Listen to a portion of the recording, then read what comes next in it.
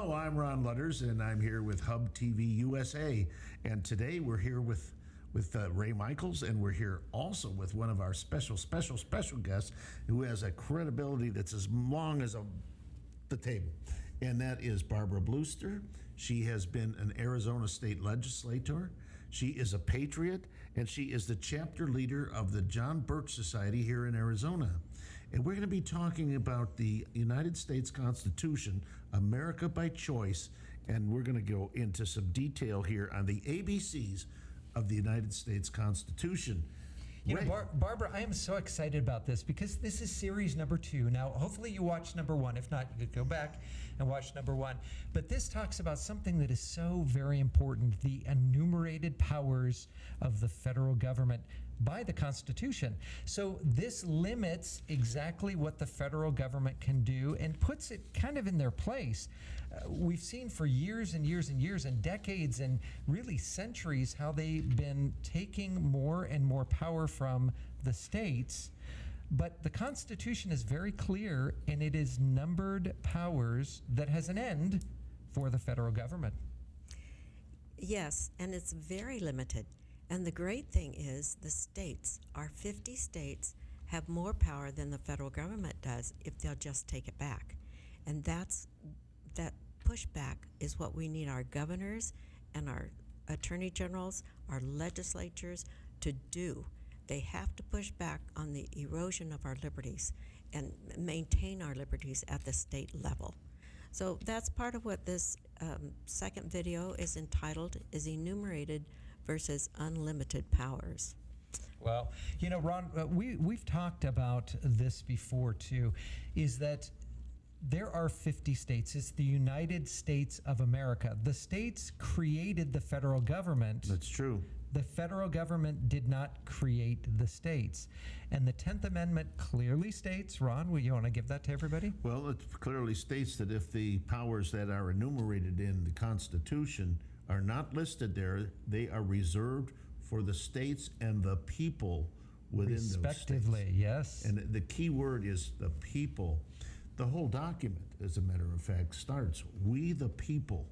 It is the federal government's responsibility to protect our individual rights, liberties, and freedoms. That is the purpose and the intent, and really the only purpose and intent of having a federal government. We refer back to the Declaration of Independence. Yes, but there's another thing. Article 4 in the Constitution guarantees to each state a Republican form of government. And that is very important, but it's we, the electorate, that have lost our knowledge. We have to gain back our knowledge. And for those of you who have family time, spend your family time and open the Constitution. And there are so many simple things you can explain. You don't have to read every word, but you can certainly read certain parts. And the enumerated powers are what will be gone over in this video. And it's important because they are so few powers the federal government can do. So they have, our states have allowed the government to come in and control agriculture, education, housing, urban development. Transportation. Yes. Everything. Yes, and that is to our shame. So vote for these guys that will stand up for our rights as citizens of Arizona. And you know what's so important, and this is for the entire series, is when you stand up and swear to take an oath to defend the Constitution, both foreign and domestic, right? That oath is sacred. It is a sacred oath, and if you disobey it, there should be repercussion. We'll talk about that a little bit more later. But now let's talk about enumerated versus unlimited here in Series 2, the ABCs of the Constitution. And sit back and get educated. See you on the other side.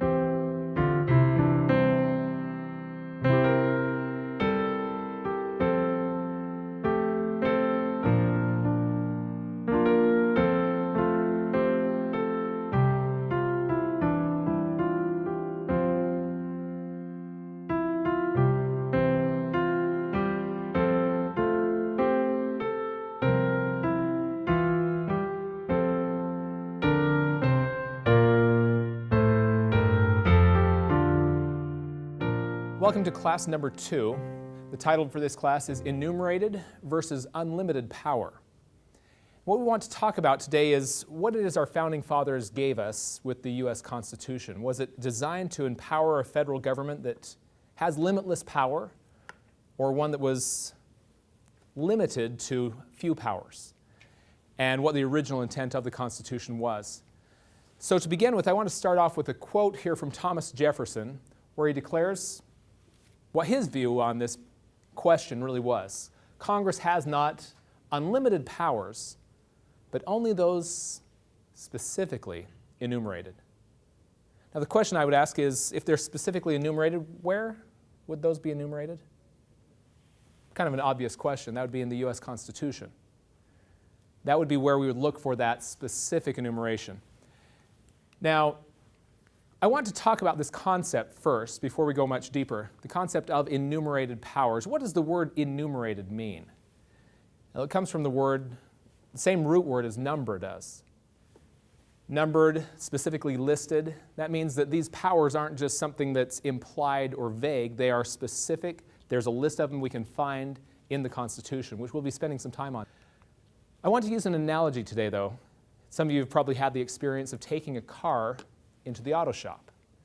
Let's say you take your car into the auto shop to have the brake pads changed, and when you come back the next day to pick up your car, you can't find your car. They assure you it's up in the northwest corner of the parking lot and you can't find it. Finally, they lead you over and, oh no, this is not my car was blue. They said, well, we noticed you had a number of chips in the paint and we took the liberty to repaint your car for you. Now it's red. And not only that, you notice on closer inspection you have a new car stereo system, a very nice, expensive one, but however your bill reflects all of this as well. And yet further inspection reveals that your brake pads were never changed. The problem is you made the mistake of taking your car to the U.S. Congress auto shop because, like Congress today, this auto shop is taking upon themselves numbers of powers that we never gave them. And then they're also neglecting the things they're supposed to be doing for us. If you then said to your auto mechanic, what gave you the idea that you could do this to my car? And they respond, well, you never said we couldn't. Does that fly? Clearly not. We all understand that when you take your car into the auto shop, you fill out a work order, please change brake pads. That is an enumerated power list. Anything on the list they can do, and if while they're changing your brake pads, they notice that your wheel bearings are going out. Do they just change out your wheel bearings? Of course not. They give you a call. Say, we noticed this. Would you like to grant us a new enumerated power? That's not the way they say it, but that is what they're asking. And if you approve them to change out your wheel bearings as well, that's on their list now of enumerated powers. The same thing works for Congress. If it's on the list, they can do it. If it's not on the list, but they feel it's necessary, they can certainly request to the people, please grant an amendment to the Constitution granting new power. But otherwise, if it's not on the list, they don't have the power. Now, can you imagine for a moment if we were to trim back the federal budget to fit within those enumerated powers? That'd mean we'd trim the federal budget by 80%. Do you think we could balance the budget? I think we could quite easily balance the budget and have a surplus and do something we haven't done for many years. That means pay off the national debt. That's really what we need to be doing, and I think this is the only way we could ever do so, is if we were to get our federal government to rein itself back in, or we rein it in, to fit within the bounds prescribed by the Constitution. Now, I want to draw your attention to this handout called U.S. Constitution Roadmap. It's like a table of contents. The legislative department is the entire first page, Article 1. As you turn over to the back side, you see Article 2, the executive department, Article 3, judicial department. Notice how much smaller those are than the powers of Congress. Congress takes up the entire half of this whole document. And that's about how it works out in the U.S. Constitution as well. The section that describes how Congress shall function and what their powers are and their limits and so on is roughly half of the U.S. Constitution, which gives you an idea of who of the three branches has the most power. That is Congress. And we'll illustrate that a little bit later on in today's lecture. The next thing I want to point out is on this front side, the largest section in Article 1 is this white one. Notice how it goes Article 1, and then there's Section 8, which is Congress, powers granted to Congress. And then in Section 8, there's 18 clauses. Article, section, and clause is the way the Constitution is laid out. It's very much like in the Bible where you have book, like the book of Matthew, and then chapter 1 and verse 1. Article, section, and clause is very much like book, chapter, and verse. Now, this largest section is the list of powers. This is the enumerated powers of Congress in Section 8. That's the list of powers that they can legislate on. They can make laws on any of the things on these 18 clauses, and only that. And if it's not on that list, they don't have the power. Now, in the U.S. Constitution itself, the very first line after the preamble, if you have your pocket Constitution with you, in this version it's on page 11. Right after the preamble, we find Article 1, Section 1, and Clause 1. The very first thing it defines is this: all legislative powers herein granted shall be vested in Congress. What's legislative power? Legislative power is lawmaking. Lawmaking power. So all power to make laws is given to whom? Go ahead. Congress.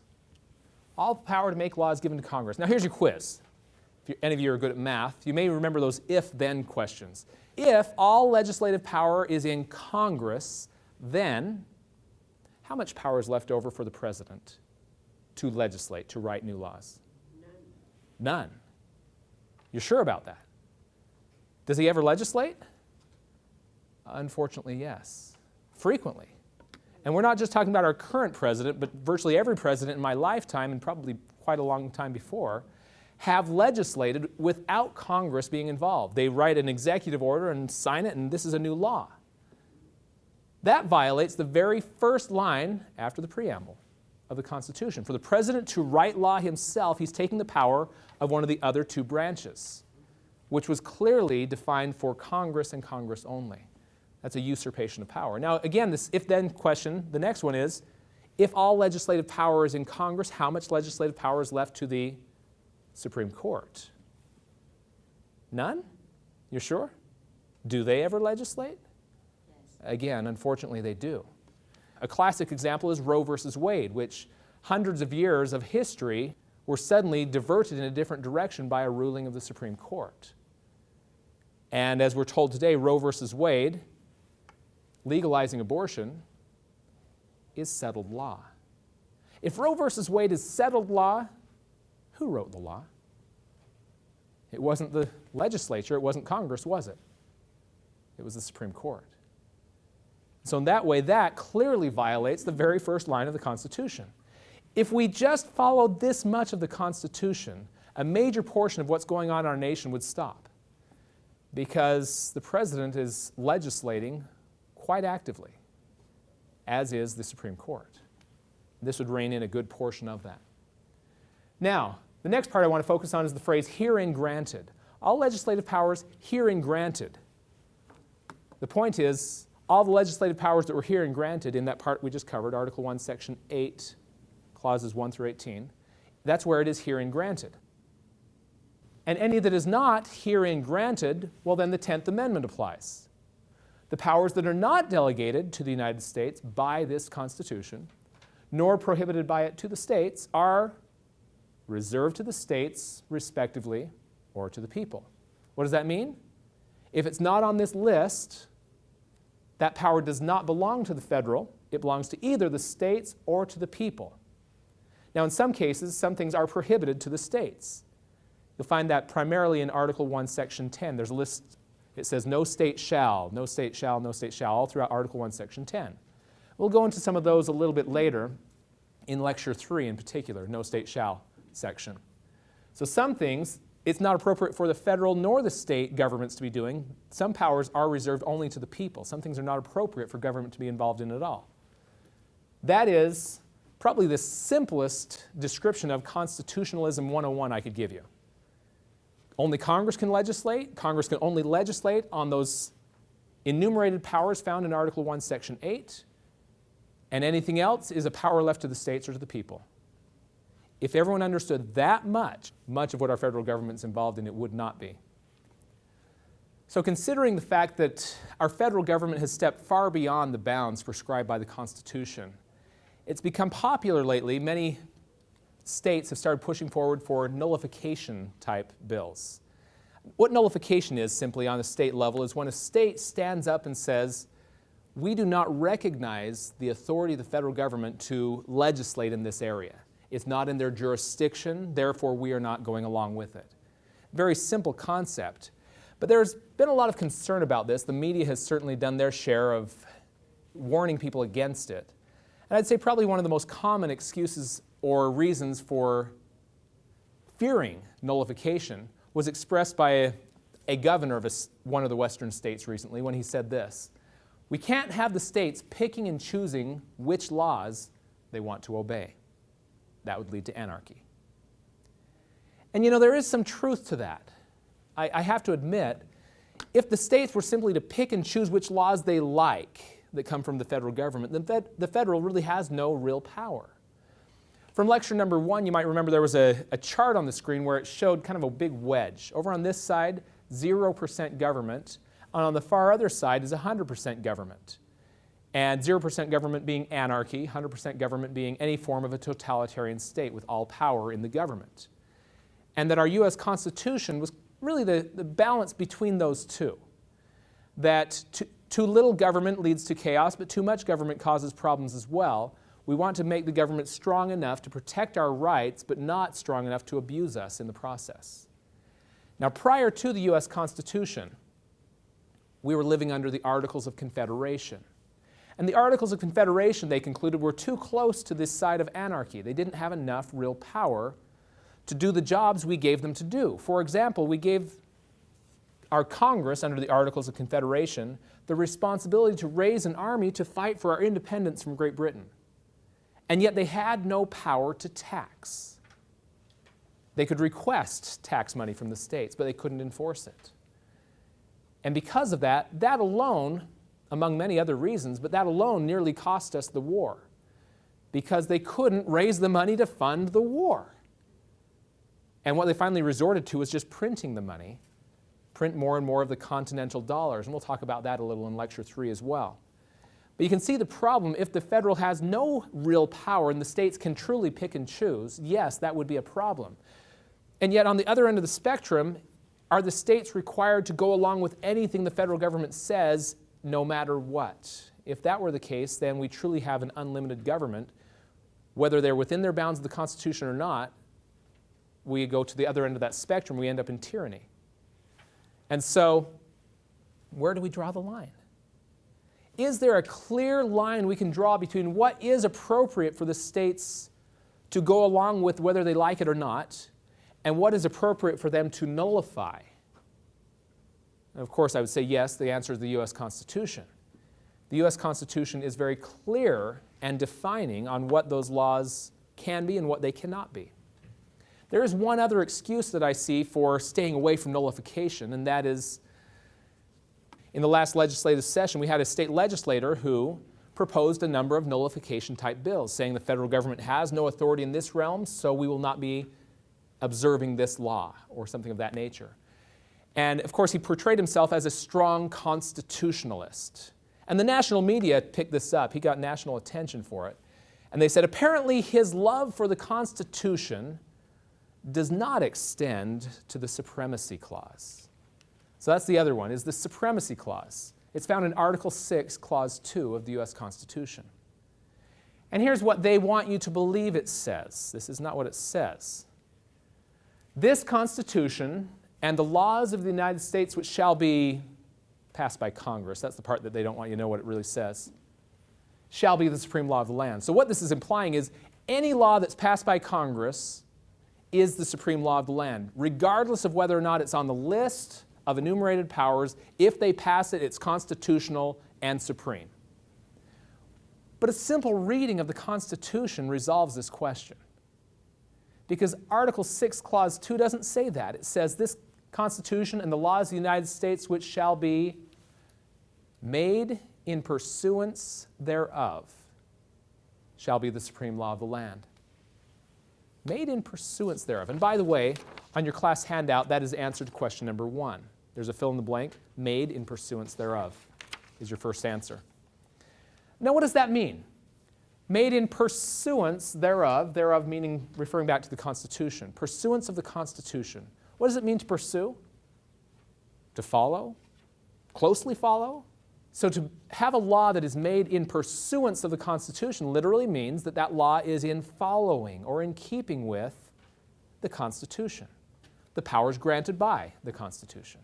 Now, what does this imply about laws that are not made in pursuance thereof? If laws made in pursuance of the Constitution are supreme, then laws not made in pursuance are not supreme, right? In fact, Marbury versus Madison, a Supreme Court ruling, declared all laws which are repugnant, in conflict with the Constitution, are null and void. They're not laws at all. So this is directly contrary to what the media was saying about this state legislator. Apparently his love for the Constitution does extend to the Supremacy Clause because only those laws made in pursuance thereof are supreme. And all other laws are not laws at all. Now this brings us to the oath of office. All of our state legislators and governors swear an oath of office to what? Well, this seems to be what so many of them think they have sworn. I do solemnly swear or affirm that I will be subject and subservient to the federal government, and that I will support and defend all laws passed by Congress or the Supreme Court or the President, never questioning their authority to legislate in all matters whatsoever. That seems to be what they feel like they're supposed to be doing. Whatever the federal government does, we must comply with. That's not what their oath said. The oath of office, whether it's a federal oath or a state oath or whatever, all elected officials and people appointed to various positions of government, even our military, police, sheriffs, and so on, they're required to swear an oath, something of this nature. I do solemnly swear or affirm that I will support and defend the Constitution of the United States against all enemies, foreign and domestic. Now, it's those domestic ones in particular that I'm concerned about. Ancient Rome and the ancient Roman Republic never fell to an external power until they first crumbled internally. And we will be the same. And so it's those domestic ones first that we need to worry about. Now, a simple test. I always like to make things as simple as possible. If you want to understand what really is constitutional and what is not, when someone's bringing forth an interpretation of here's what the Constitution means, remember this simple test that I'm about to give you. It comes from 2 quotes from our founding fathers. First, James Madison in Federalist number 45. Now, the Federalist Papers, as a quick side note, was a list of 85 letters to the editor, really, written by James Madison, John Jay, and Alexander Hamilton. These letters were written to the papers of the state of New York to help the people of New York understand this Constitution that was being proposed, to encourage them to go along with it and encourage their state to ratify it. So the Federalist Papers is probably the greatest single source of what was the original intent of the Constitution. It's the greatest authority on that topic. Now, Federalist number 45, James Madison points out, the powers delegated by the proposed Constitution to the federal government are vague, undefined. No, few and defined. Just the opposite of vague. They're few and they are defined. That means they're clear. The other quote here from Thomas Jefferson says, to take a single step beyond the boundaries thus specially drawn around the powers of Congress is to take possession of a boundless field of power, not longer susceptible of any definition. The 2 phrases I want you to remember now are few and defined and boundless fields of power. That's the test. This interpretation that someone's sharing with you, this is what the Constitution means. By that interpretation, can we justify boundless fields of power? Or by that interpretation, is that a narrow, few, and defined understanding of the powers? And we'll repeat this test a few times today. So that's where we are today. I want you to always remember this Enumerated powers versus a boundless field of power. Few and defined or boundless powers. That's our simple test we'll be applying to the Constitution. Now, contrary to this, the Attorney General between 1941 and 1945, a man by the name of Francis Biddle, he gives us his interpretation of how to interpret the Constitution. The government of the United States can do anything not specifically prohibited by the Constitution. Does that sound like few and defined or boundless power? Boundless power. That sounds like our auto mechanic, doesn't it? How big would the work order have to be when you take your car in to list everything you don't want them to do specifically? Please don't change my left or right headlights. Please don't change the dome light. Please don't change out the fourth lug nut on the front right wheel. And the work order would have to be huge. In the same way, how big would the Constitution have to be if we listed what they could not do rather than the few powers we were actually giving them? It wouldn't be this size, I tell you that. It'd probably be a lot more like the size of most of the bills they're passing today, where it takes reams of paper to print it. And no one would know what it said, and no one would be able to read it. Wisely, they chose to simply list those few powers you do have, and if it's not on the list, you can't do it. So he's clearly reading the Constitution in reverse. And of course, Congressman Pete Stark, just to bring things to modern day, this concept, this idea still persists. In this country, the federal government can do pretty much whatever it wants to. Yet again, boundless or few and defined. That's clearly boundless power, isn't it? Now, I want to bring things down to a very simple description. There's really 5 places in the Constitution that are frequently exploited and stretched beyond their original intent to find unlimited power. The first one we've already covered, that being the Supremacy Clause. Whatever is passed by Congress is supreme and you must comply. The other 4 consist of the General Welfare Clause. You've probably heard that used before. Found in Article 1, Section 8, Clause 1. We'll go into that one next. But the rest of the list, number 3 is the Necessary and Proper Clause. Article 1, Section 8, Clause 18. Frequently also known as the Elastic Clause, because this one you can just stretch to fit any power you could imagine into it. Or also the Implied Powers Clause, it's also known as. Number 4, the Interstate Commerce Clause. This one's had a fair amount of popularity and publicity lately because it's the one that our national health care law is justified by, we're told. This is why they can do this new law. Found in Article 1, Section 8, Clause 3. We'll go into that one as well, and then we'll conclude with treaty law. So let's start with number 2 now, the General Welfare Clause. Here's what it does say. Congress shall have power, and then the ... is various ways of raising money. So Congress shall have power to raise money to pay the debts and provide for the common defense and general welfare. That's the only 3 things Congress can spend money on. Pay debts, provide for the common defense, and general welfare. Now that has been taken to mean, especially the general welfare, that Congress can do anything it wants to as long as it's for the general good. Not at all what was originally intended. We'll demonstrate that. First of all, James Madison, again, declares if Congress can do whatever in their discretion can be done by money and will promote the general welfare, then the government is no longer a limited one. He's using our same test, isn't he? Is this limited government, few and defined, or boundless fields of power? He's saying if that's the interpretation, we're talking about boundless power. We do not have limited government. And yet that is the popular understanding of that clause today, as wrong as it may be. Thomas Jefferson again points out, Congress has not unlimited powers to provide for the general welfare, but only those specifically enumerated.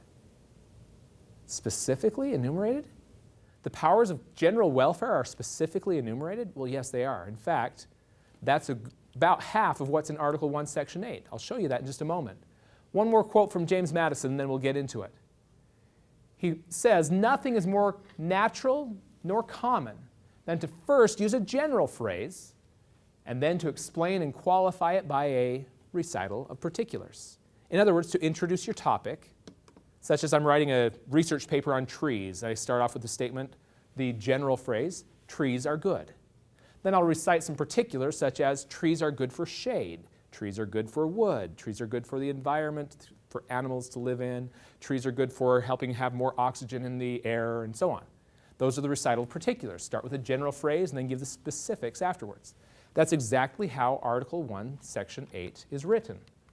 It starts off with, at the top, Clause 1, the very first line in Article 1, Section 8. If you want to follow along, this is on page 17 in your pocket Constitution. It starts off with, the Congress shall have power to pay the debts and provide for the common defense and the general welfare.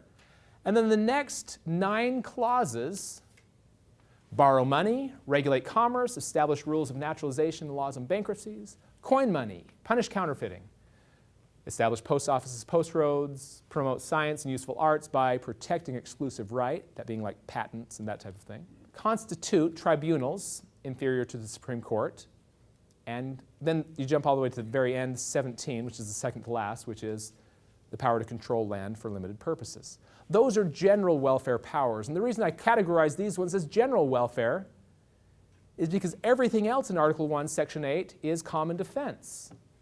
That's the 2 categories listed at the beginning, isn't it? To provide for the common defense and general welfare.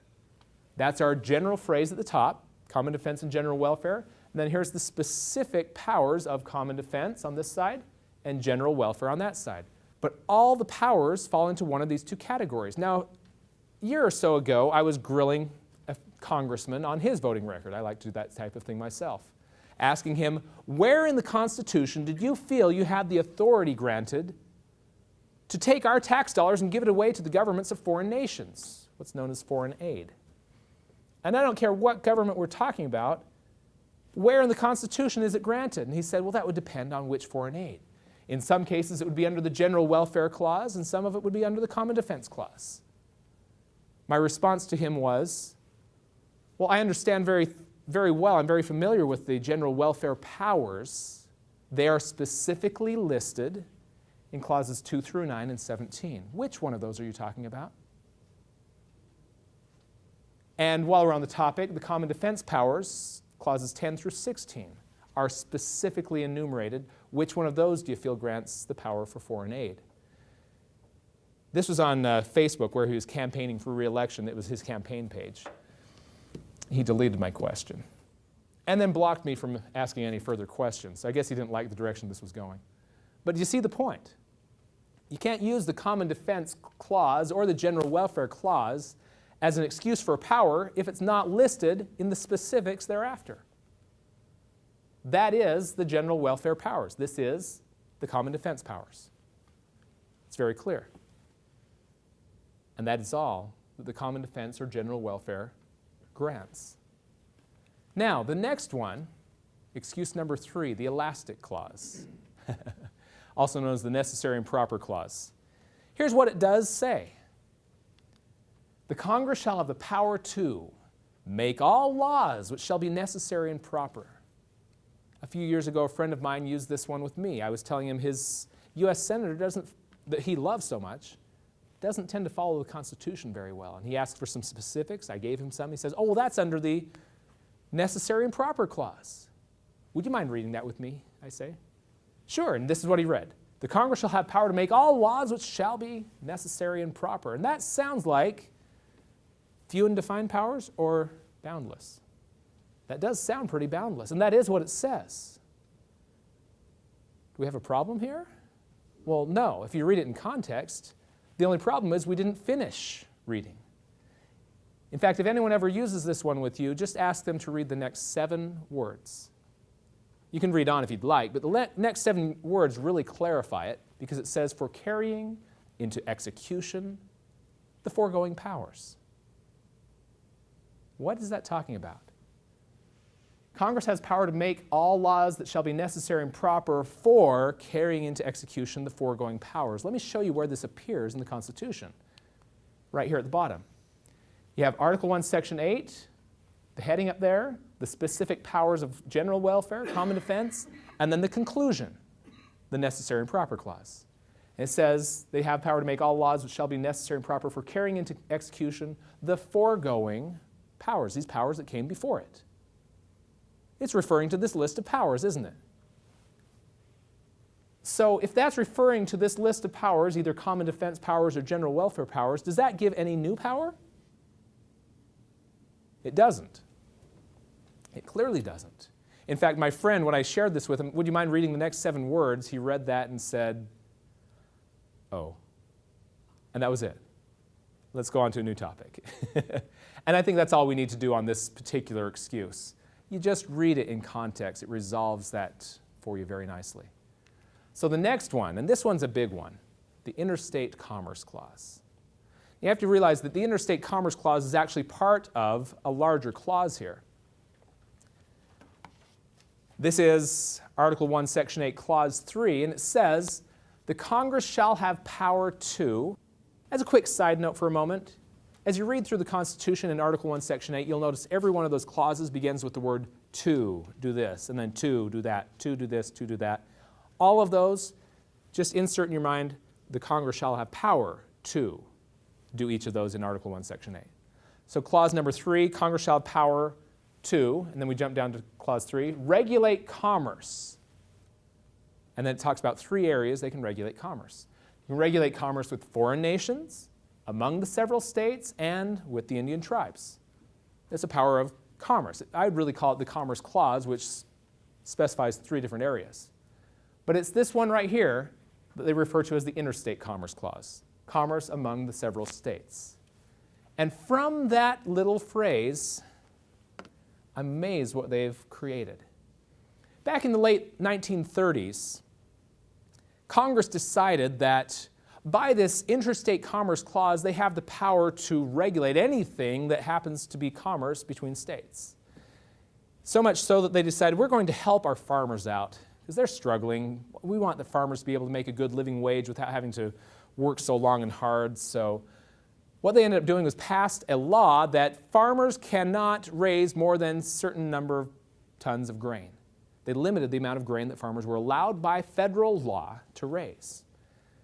And by 1942, there was a U.S. Supreme Court case known as Wickard versus Filburn, where Farmer Filburn was being tried for raising more grain than allowed by federal law. And in his defense, he said, yes, I did raise that amount of grain, but I was not engaging in interstate commerce, so I'm not subject to this limitation. They said, well, why do you figure that? Well, I wasn't engaging in commerce at all. I was raising the grain for my own use and to feed my animals. I never sold it. It wasn't commerce. It wasn't intercity commerce, let alone interstate commerce. And they said, yes, it was. How do you figure? Because if you had not raised the grain, but instead had to purchase it on the interstate commerce market, you would affect the price of grain. By raising grain and not purchasing, you're also affecting interstate commerce. By not purchasing, you're affecting interstate commerce. Astounding. That's quite a stretch, but again, let's take it back to our simple test. By this interpretation, by not participating in commerce, you're affecting commerce. What can Congress not regulate? If I choose to raise a garden in my backyard and partially feed my family from it, I'm engaging in less commerce because I'm not buying as much food from the store.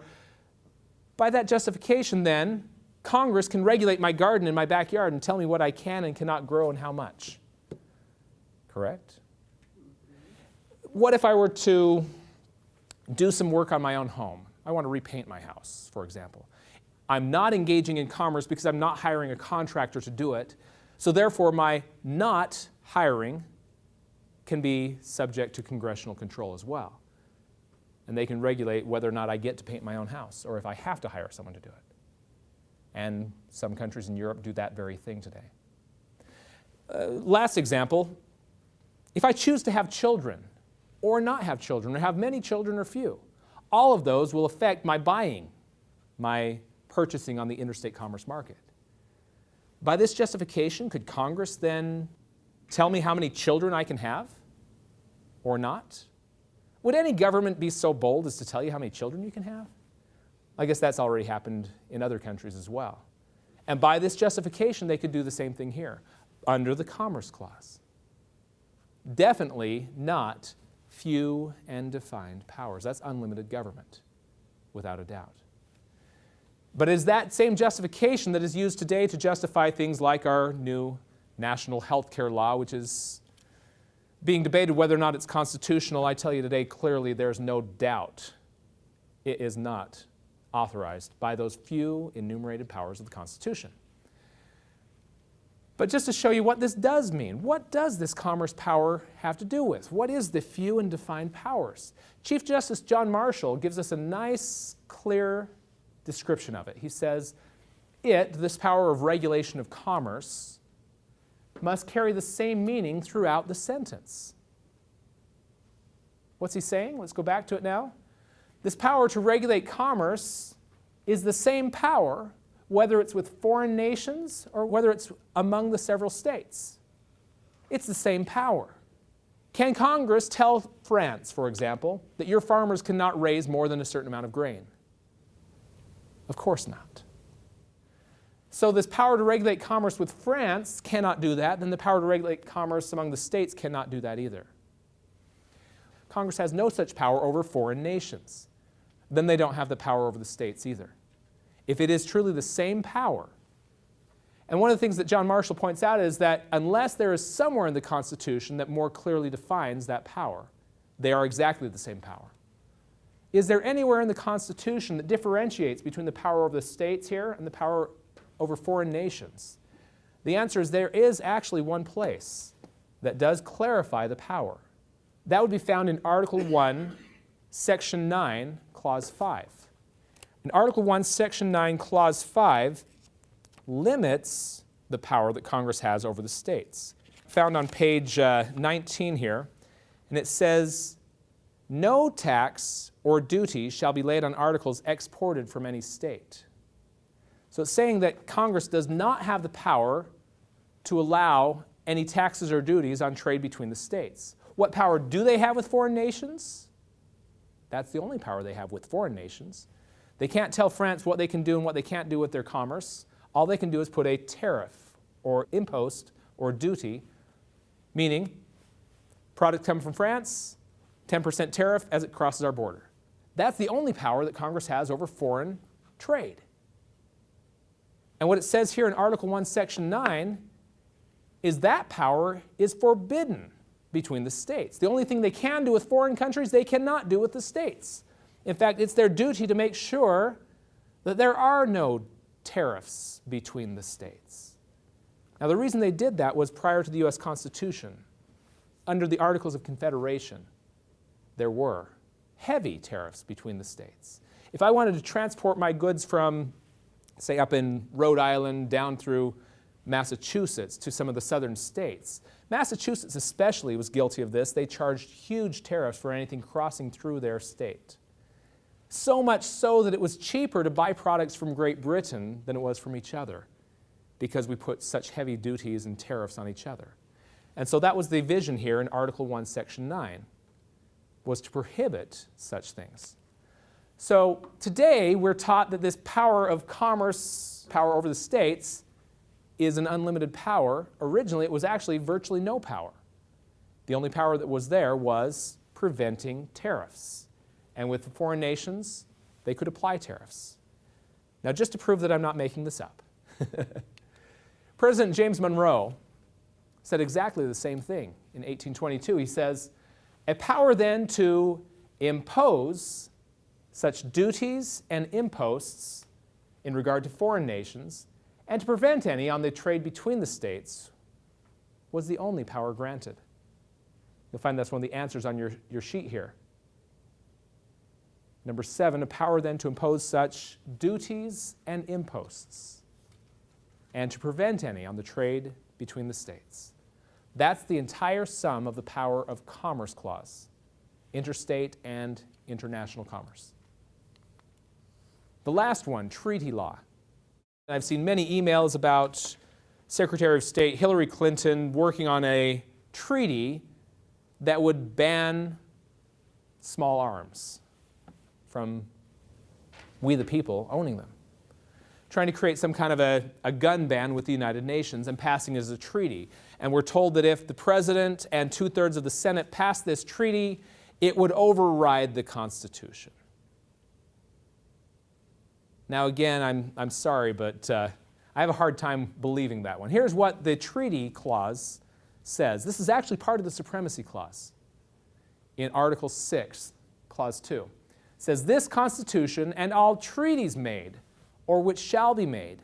And then you want to skip over this part because if you read it, you might understand it. And then shall be the supreme law of the land. And that's what we're told the treaty law is about.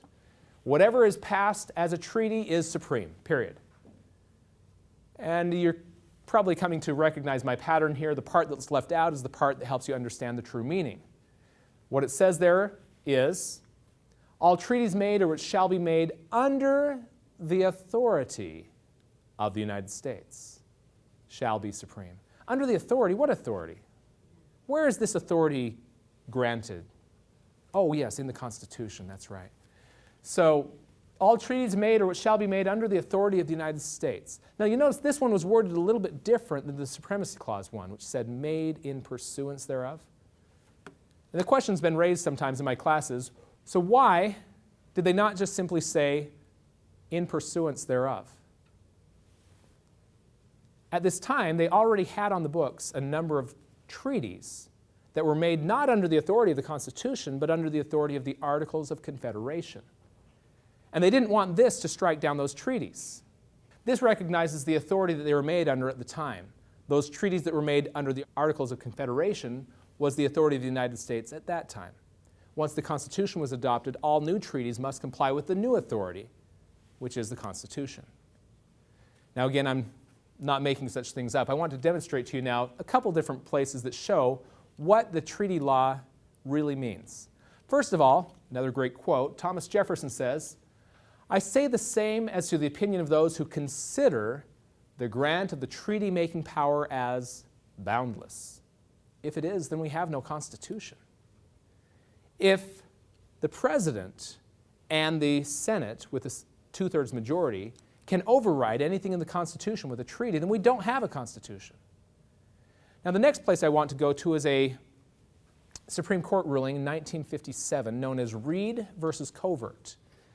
And in this one, here's a portion of it. It says, it would be manifestly contrary to, and then it lists three different things. It would be manifestly contrary to the objectives of those who created the Constitution, as well as those who were responsible for the Bill of Rights, and then lastly, let alone alien to our entire constitutional history and tradition. Pretty strong words. This is completely out of the question of anything we've ever done constitutionally, those who wrote the Constitution, the Bill of Rights, and our entire history, to do what?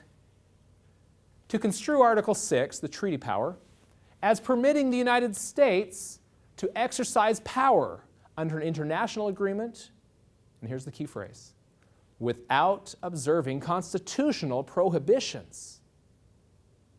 Treaties are subject to prohibitions of power of the Constitution. In other words, if Congress has no authority to restrict our right to bear arms, then they cannot do so with a treaty. Beautiful Supreme Court ruling. Every once in a while, even a blind squirrel finds a nut. The Supreme Court got it right. Today, we have the federal government doing many things clearly outside the bounds of their power, such as, where's the power for foreign aid, federal housing programs, or education? There should be no Department of Education. Transportation, in particular the TSA, has had a lot of press, for good reason. Department of Energy, not authorized by the Constitution either. What about federal government taking from the states and the people vast areas of land to designate as wilderness areas? They're not given that power either. Wildlife, that's not within the jurisdiction of the federal government. And of course, health care. Unfortunately, this list could be far larger of things they are doing that they shouldn't be. But we don't have the time to go into all of that. But so often I get asked the question, but some of these things the federal government's doing that are not on your list here are so needed.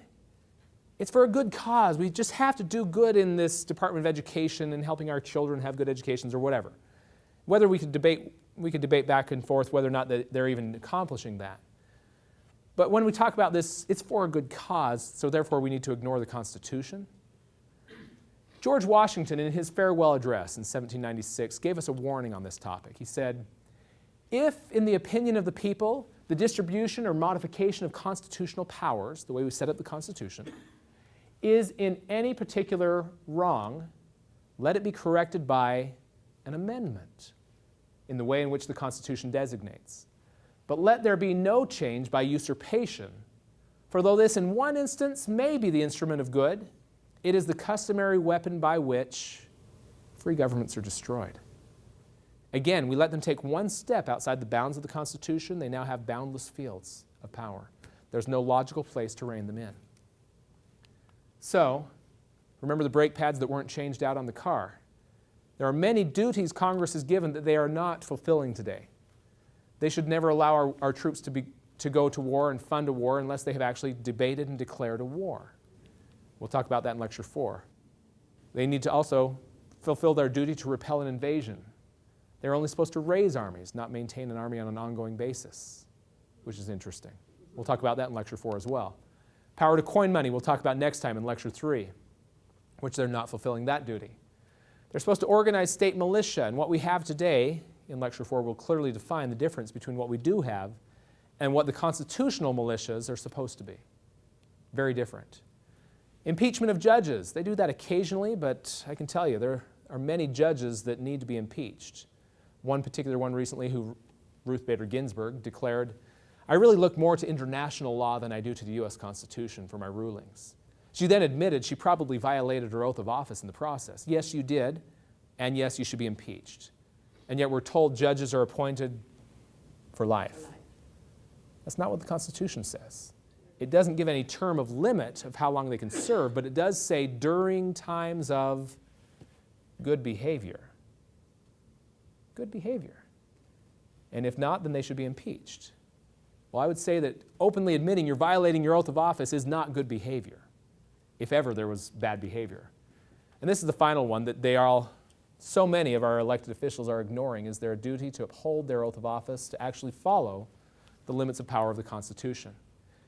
The only way we can get back to the Constitution then, the power is really in us and our states. It's up to the states and the people to rein in the federal government.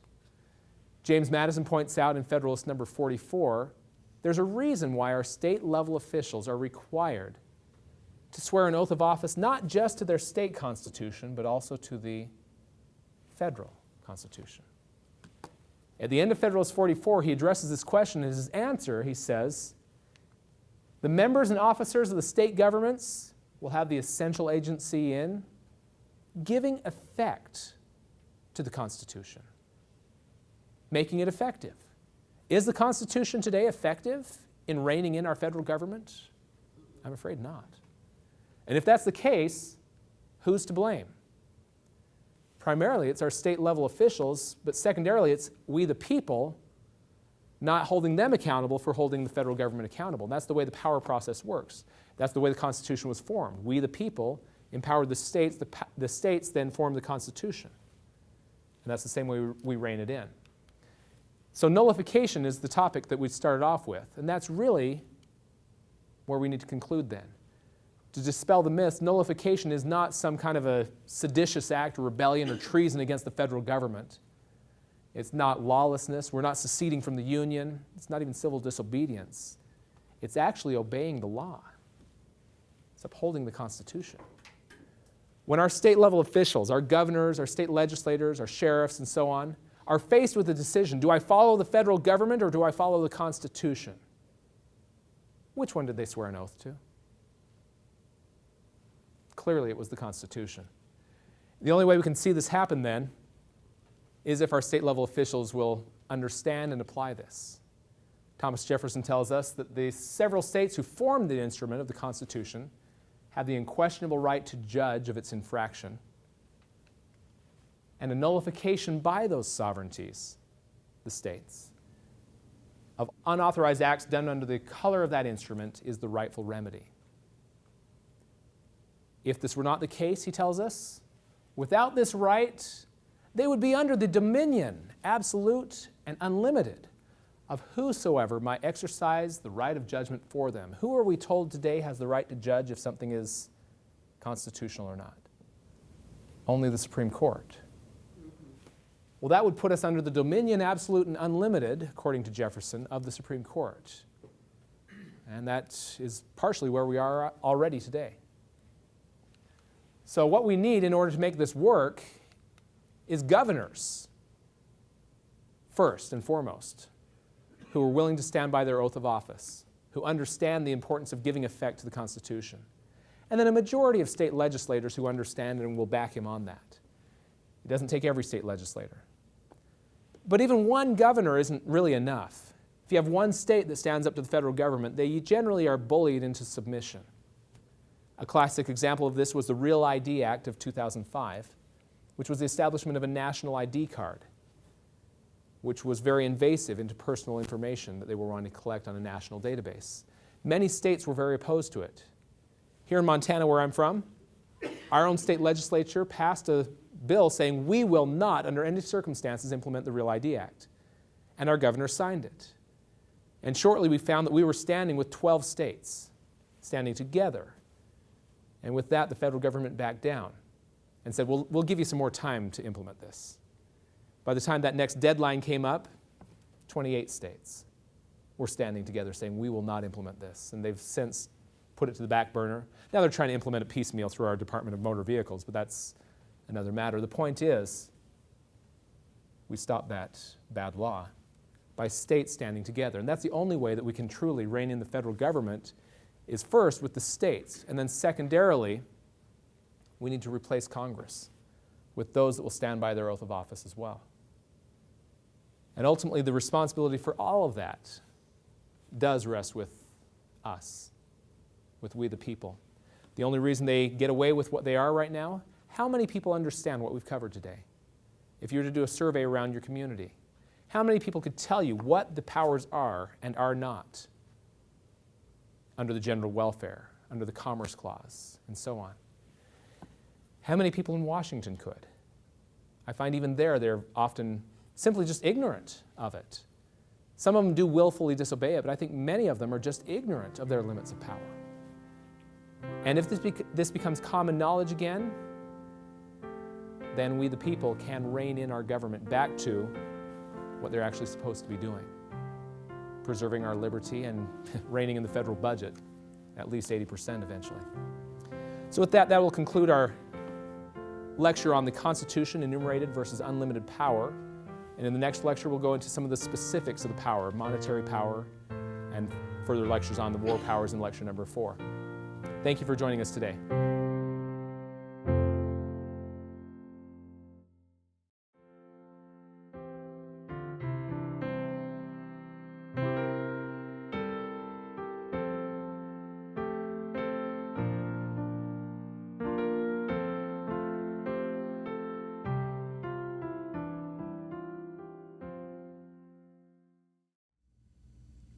Well, I hope you enjoyed that.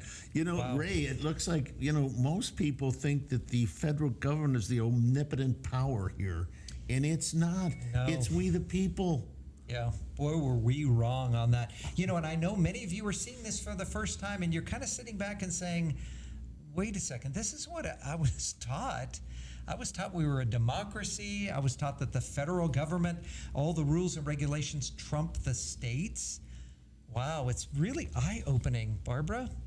Well, not only that, the word democracy is not used in any state constitution, nor is that word in the federal constitution. Yeah. So That's very interesting, isn't it? Uh, The it's- word democracy is not in any of our founding It documents. is No, it's just not. amazing. But the that our- word republic is. It is. And our founding fathers knew this. They knew, many of them were educated, and they graduated from college before they were 18 years old. I mean, they truly believed that an educated populace is the only way to have self-governance. And that's why they put limitations on it and how important that really is. I'm excited for the next one in our series. What is our next topic for the third in the series of ABCs of the Constitution? number 3 is constitutional economics, and that has to do with money and proper money. And so it's a rather complicated, but not complicated, part of our existence as a country. You know, Ron, I'm curious if they're going to talk about the Federal Reserve. You've heard of the Federal Reserve, right?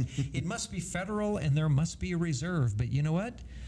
It is not federal, and it's not a reserve. reserve. And it's not mentioned in the Constitution. Not at all. In fact, the Constitution speaks about this, but we're going to tease you because that's not going to be until number 3 in the series. So come on back with us. And Barbara, thank you so much. And thank you to the John Birch Society for providing these videos as well.